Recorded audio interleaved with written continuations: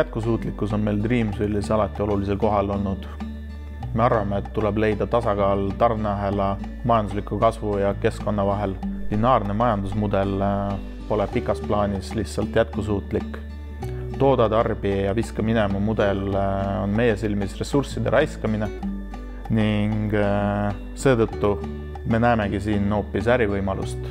Paljud tekstiilitootjad täna ei mõtle ringdisainile ega investeeri ringmajandusse ja minu silmis sellised ettevõtted kaotavad oma konkurentsivõime juba 10 aasta pärast. Seda mindseti on vaja muuta. Hiljuti osalesime Dreamsvilliga ringmajanduse meistriklassis. See oli meile ülimalt inspireeriv. Juba 2,5 aastat tagasi oli meil laual beebimadratsi projekt, mis oli disainitud product as a service. Me tundsime, et sel hetkel ei olnud see veel valmis, kuid meistriklassis osalemine andis meile inspiratsiooni sellega edasi minna ning järgmisel aastal me lansseerimegi selle toote. Toode on siis disainitud selliselt, et 80% selle materjalidest on võimalik lihtsa vaevaga ringlusesse jätta.